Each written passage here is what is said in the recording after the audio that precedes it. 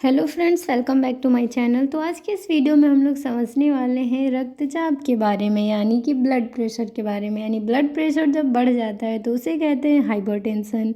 और हाइपरटेंशन क्यों होता है, कैसे होता है, कितने से ज़्यादा अगर बीपी बढ़ जाएगा तो उसे हाइपरटेंशन कहेंगे, क्या पैथोफिजियोलॉजी है, क्या कारण है, क्या लक्षण आएंगे, क्या जांच करवाएंगे तो पता चलेगा, क्या इलाज है, क्या कॉम्प्लिकेशन होगा, ये सब कुछ हम लोग इस वीडियो में समझने वाले हैं। तो वीडियो में अंत तक जुड़े रहिए। तो सबसे पहले समझते हैं कि हाइपरटेंशन होता क्या है। तो हाइपरटेंशन अगर एक वर्ड में समझें तो क्या है, तो हाई ब्लड प्रेशर, उच्च रक्तचाप को हाइपरटेंशन कहते हैं।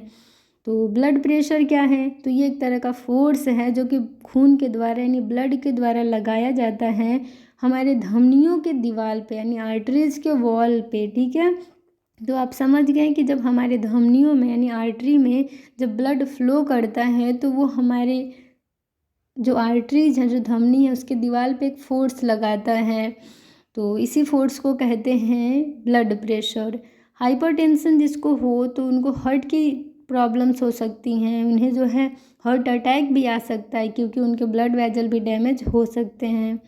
और जो है स्ट्रोक की भी चांसेज होती हैं, ब्रेन में जो होता है स्ट्रोक होता है, यानी ब्रेन स्ट्रोक हो सकता है, यानी ब्रेन की जो ब्लड वेजल्स हो सकती हैं वो ब्लॉक हो सकती हैं, फिर हेमरेज हो सकता है, रप्चर हो सकती हैं, तो किडनी प्रॉब्लम्स हो सकती हैं और मरीज का जो है जान भी जा सकता है, यानी डेथ भी हो सकता है।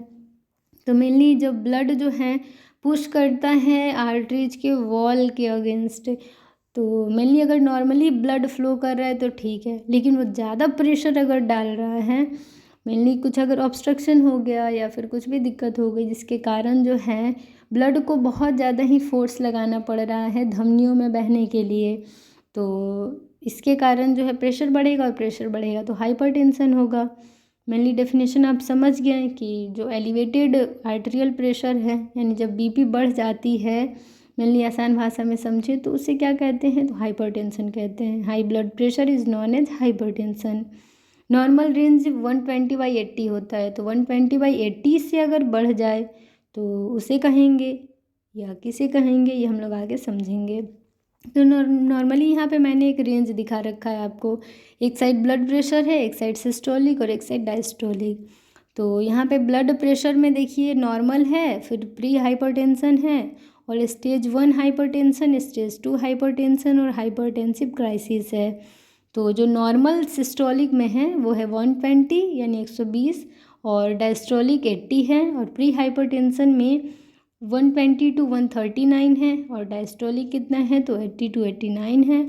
स्टेज 1 में कितना है तो 140 to 159 है, और डायस्टोलिक 90 to 99 है, और स्टेज 2 में यही है 160 से अबव होगा, और डायस्टोलिक में 100 से अबव होगा।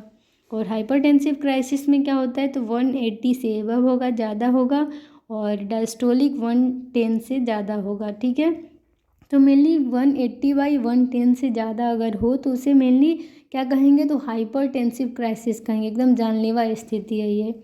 अब है कि टाइप्स कितने होते हैं, किस कारण से होते हैं, ये अब हम लोग समझेंगे। तो मेनली देखिए तो 2 टाइप्स के होते हैं, प्राइमरी हाइपरटेंशन और सेकेंडरी हाइपरटेंशन। तो प्राइमरी जो होता है उसका कारण पता नहीं है, अननोन कॉजेज हैं। ठीक है, और इसमें मेनली क्या होता है कि फैमिली हिस्ट्री के कारण, या फिर आर्ट्रियल डीजनरेशन के कारण, या फिर प्रोलॉन्ग्ड मेंटल टेंशन के कारण, या हार्मोनल या मेटाबॉलिक डिस्टर्बेंस के कारण हो सकता है।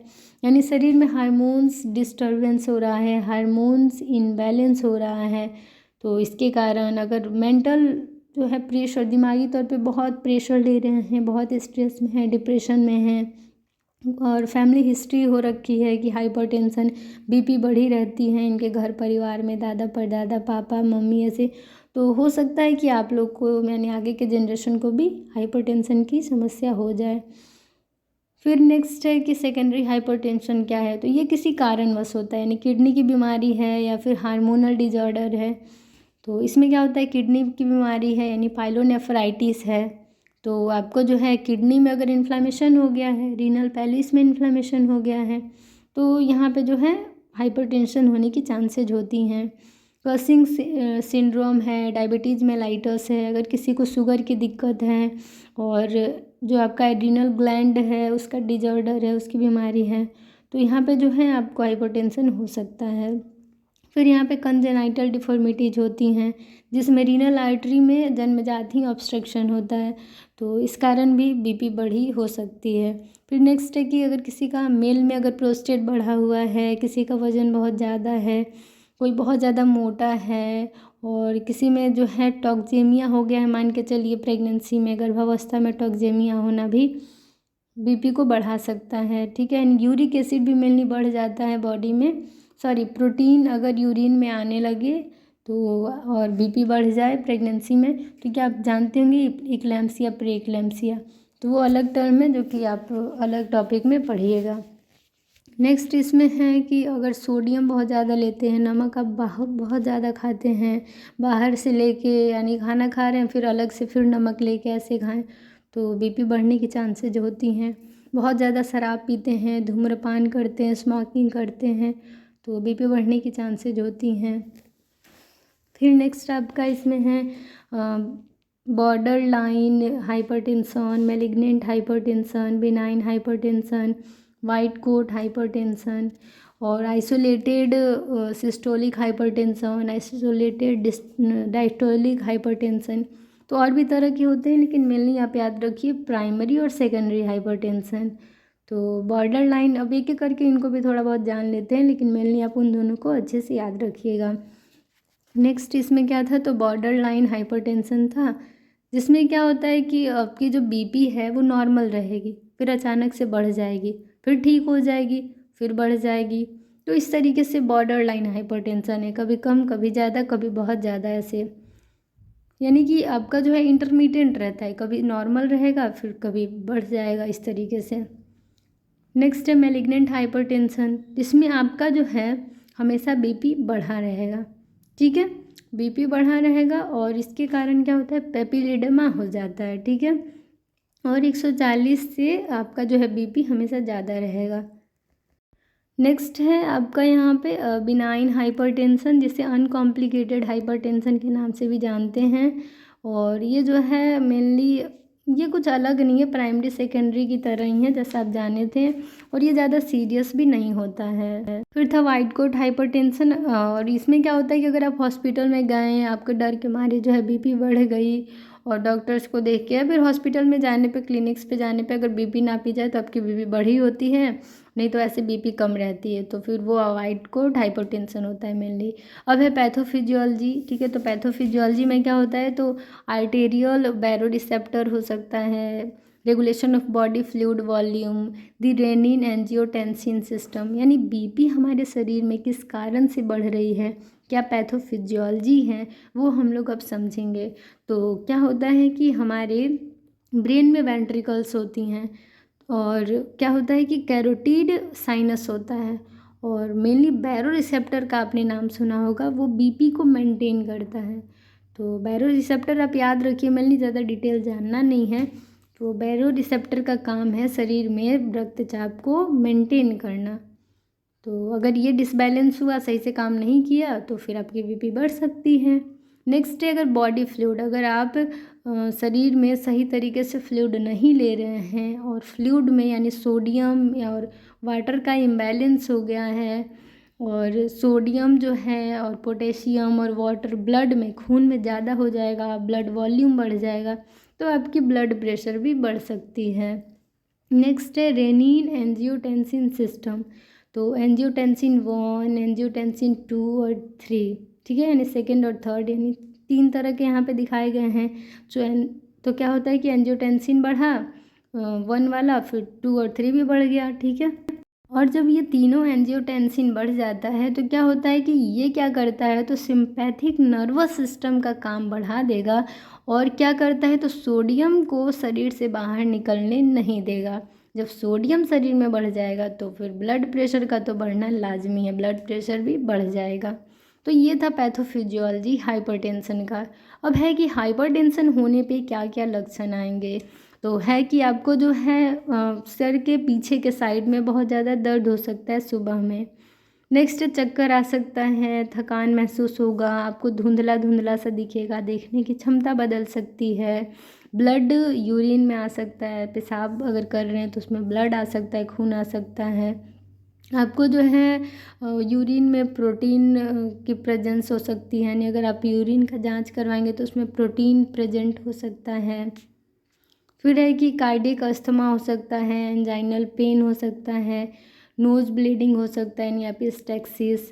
ये 1 मार्क्स क्वेश्चन में आता है, तो आप एपिस्टेक्सिस का मतलब याद रखिएगा, नोज़ ब्लीडिंग। पैल्पिटेशन हो सकता है, टिनिटस हो सकता है, ब्रेथलेसनेस हो सकता है।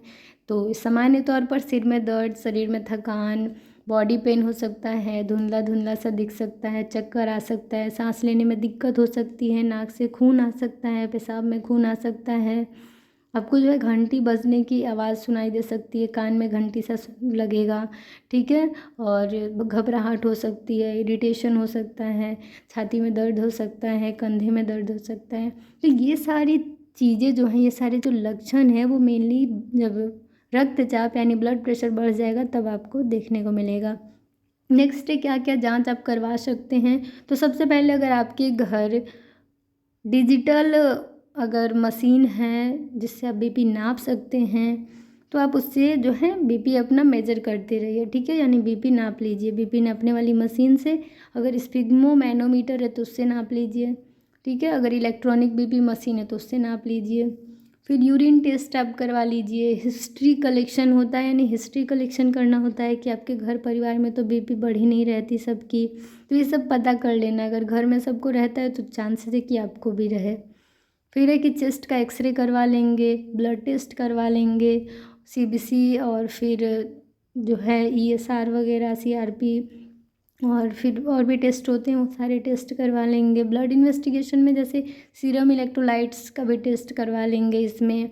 फिर आपका जो है लिपिड प्रोफाइल करा लेते हैं, सीरम इलेक्ट्रोलाइट, तो ये सारे टेस्ट करवा लेंगे। Serum urea, creatinine, S mileage और लाइपेज करवा लेंगे। तो ये सारे टेस्ट जो हैं ब्लड के भी हम लोग करवा लेंगे। फिजिकल एग्जामिनेशन करवा लेंगे। तो ये सारी जांचें आपको जो है करवाने के बाद ये पता चल जाएगा कि बीपी बढ़ी है या नहीं बढ़ी है, ठीक है। तो बीपी बढ़ी रहेगी तो वो तो आपको मेनली एक अगर मशीन है आपके पास इलेक्ट्रॉनिक बीपी मशीन तो उससे भी पता लग जाएगा। लेकिन किस कारण से बीपी बढ़ रहा है ये सब पता करने के लिए यूरिन का टेस्ट करवाना होगा, एक्सरे करवाना होगा, आपको जो है ब्लड इन्वेस्टिगेशंस करवाने होंगे, तो ईसीजी करवाना पड़ सकता है, इको करवाना पड़ सकता है। तो ये सारी जाँचें जो हैं करवानी पड़ सकती हैं। नेक्स्ट है कि कॉम्प्लिकेशन क्या होंगे अगर आप सही समय पे बीपी का अपना ट्रीटमेंट नहीं करवा रहे हैं, तो क्या दिक्कतें हो सकती हैं। तो आपका किडनी ख़राब हो सकता है, यानी किडनी फेल्योर हो सकता है। एंजीना पेक्टोरिस यानी छाती में यानी चेस्ट पेन हो सकता है आपको बहुत तेज़। सेरिब्रल हैमरेज यानी ब्लड वेजल्स जो हैं ब्रेन में वो फट सकती हैं। हार्ट की डिजीज हो सकती हैं, और ये भी हो सकता है कि आपको हार्ट अटैक भी आ सकता है, हार्ट फेल्योर भी हो सकता है। नेक्स्ट है मैनेजमेंट, यानी किस तरीके से आप बीपी को कंट्रोल करेंगे। तो बीटा ब्लॉकर्स दे सकते हैं, वेसोडाइलेटर्स दे सकते हैं, ACE इनहिबिटर्स दे सकते हैं, डायूरेटिक्स दे सकते हैं, beta blocker, alpha beta blocker, calcium channel blocker, यानी बहुत तरह की कैटेगरीज हैं दवाइयाँ की जो आप दे सकते हैं। तो बीटा ब्लॉकर में आपका क्या है, तो एटिनोलॉल है, प्रोपेनोलॉल है, टीमोलॉल है, बिटेक्जोलोल हैं, तो ये सब बीटा ब्लॉकर्स हैं, ठीक है। वेसोडाइलेटर्स में क्या है, तो नाइट्रोग्लिसरीन है, और फिर आपका आइसोसोर्बाइड डाइनाइट्रेट है। तो ये सारी दवाइयाँ आप मरीज को दे सकते हैं। तो अब नेक्स्ट हमारा है कि कैल्शियम चैनल ब्लॉकर्स में क्या हैं, तो वेरापामिल, निफेडिपिन, ये सारी दवाइयाँ जो हैं, वेरापामिल, निफेडिपिन आप याद रखिए, ये कैल्शियम चैनल ब्लॉकर मेडिकेशन है, यानी दवाइयाँ हैं जो दे सकते हैं आप हाइपरटेंशन में। नेक्स्ट हमारा है AC इनहिबिटर्स, यानी एंजियोटेंसिन कन्वर्टिंग एंजाइम इनहिबिटर्स हैं, जिसमें कैप्टोप्रिल, रामाप्रिल, बेनाजिप्रिल होता है, ठीक है। और डायूरेटिक्स हैं जिसमें लेसिक्स यानी फ्यूरोसेमाइड जो है मेडिकेशन है, यानी ये सारी दवाइयाँ आप दे सकते हैं जिससे बीपी कंट्रोल हो सकता है। अल्फ़ा बीटा ब्लॉकर यानी लोबेटालोल दे सकते हैं, प्राजोसिन, टेराजोसिन और भी मेडिकेशन है जो कि देने के बाद बीपी नॉर्मल हो जाती है। तो ये सारी दवाइयाँ हैं जो कि मदद करेंगी बीपी को कम करने में। तो चलिए इस तरीके से इस वीडियो को यहीं पे एंड करते हैं। आई होप आप लोग के लिए ये वीडियो बहुत ज़्यादा हेल्पफुल हुई होगी। तो कमेंट सेक्शन में कमेंट करना ना भूलिए और फीडबैक देना भी ना भूलिए, जिससे कि मुझे थोड़ा मोटिवेशन मिल जाता है वीडियो बनाने के लिए और आप लोग को कंटेंट प्रोवाइड करने के लिए।